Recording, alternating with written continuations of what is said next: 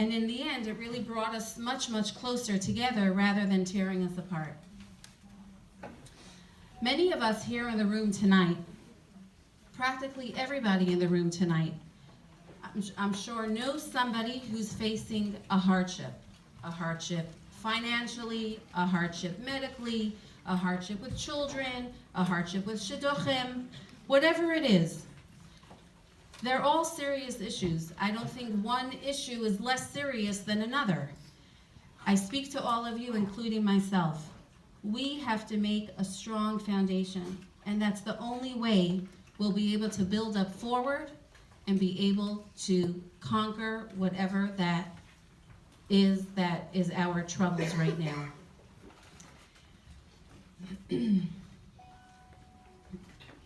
So then went that Sunday evening when he told me that he had a tumor,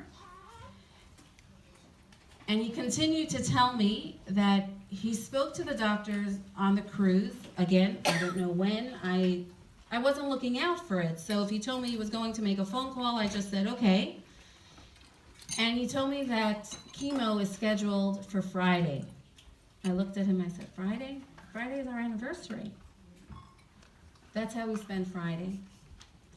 And from then, there were the trips going back and forth. I need to tell you that one thing Mendel didn't want me was to go with him for chemo. He didn't want me to see the floor. He didn't want me to see. He was protecting me.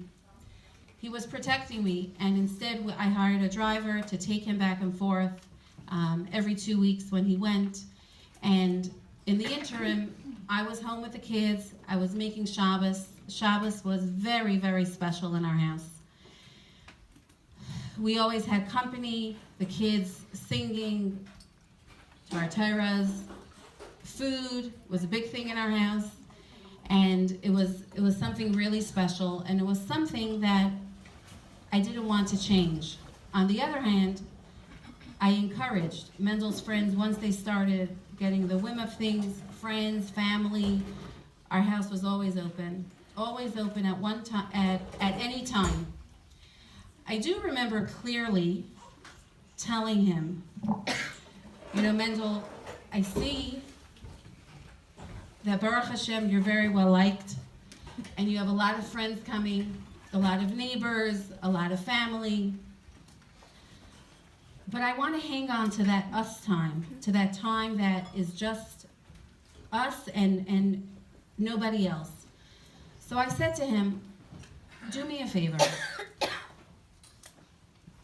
Everybody can go wherever they want, but our bedroom has to stay off limits.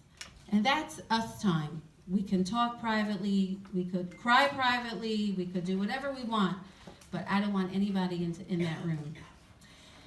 And he said, absolutely, for sure. And that was one thing that throughout all the time, all the years that we were dealing with the situation, was that something that we really, really held on to. Of course, if there was a time that Hatzalah had to come and he was in bed, that was inevitable that they had to go in, but they always asked, is it okay? Could I come in? Should I leave? So I felt that was another strong bond that we were able to keep in these hard times that we were living through.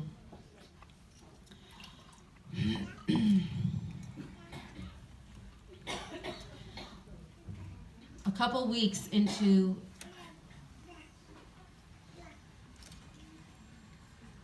him not being well, he said to me, Toby, I'm really worried about you. I'm worried about you. I'm worried about the kids.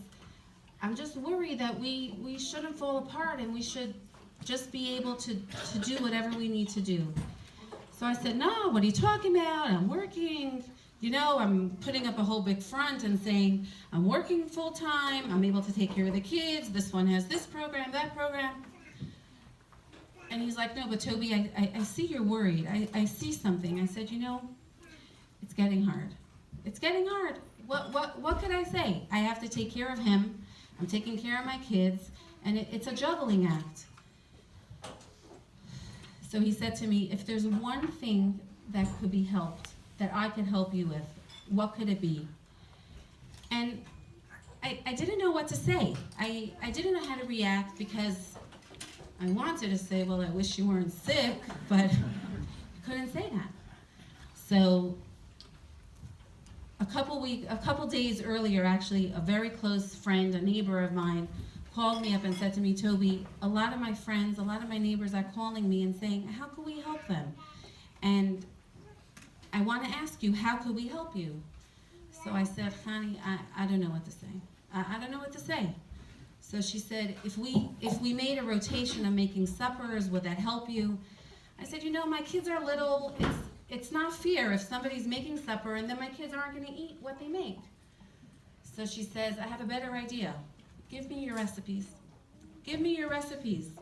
This way, whoever makes the food, it's going to be your food and your kids will be eating your food. That was brilliant. I called her up. I told Mr. Mendel, and he said, Toby, tomorrow. And tomorrow I called her, and I said, honey, let's do it. And I was so thankful because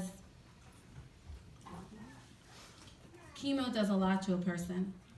Your smells are off. I don't even want to go into saying, but I could not turn on my oven for 7 months. I could not turn the oven on. And to know that I had hot suppers coming from family, from neighbors, from friends, was huge, was really, really, really special. So I want to tell all of you that the next time you think of giving, you think of doing something, do it. Do it, because it helps. You think it's something so small, but it's tremendous, tremendous to the family.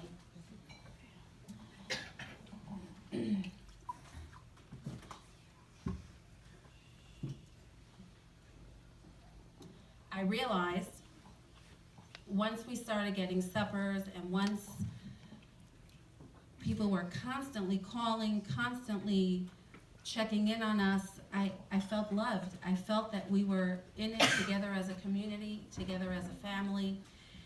I realized that it is this time in my life that I need to receive. Oh, I have to backtrack here. Sorry. I said to Mendel that it's hard for me to receive. It's hard for me. I like to be on the giving end. I like to give when somebody has a baby. I like to give when a neighbor moves into the block. I just like to give. How can I receive? It's not me. And he said something to me so beautiful that I hold it very close to me.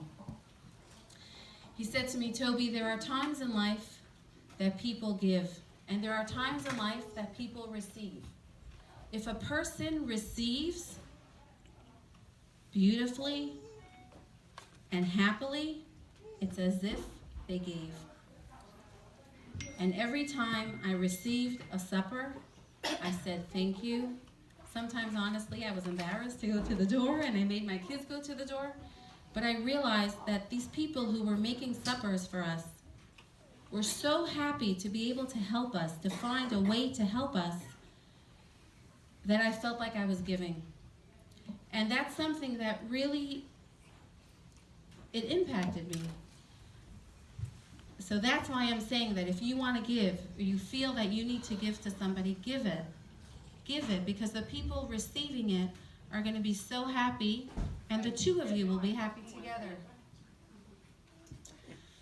So now going back, I can say that I realized that at this time in my life, these years, these past 7 years, were years of me to receive. But I was really giving also at the same time. I was receiving from my community, from all of you, from our community.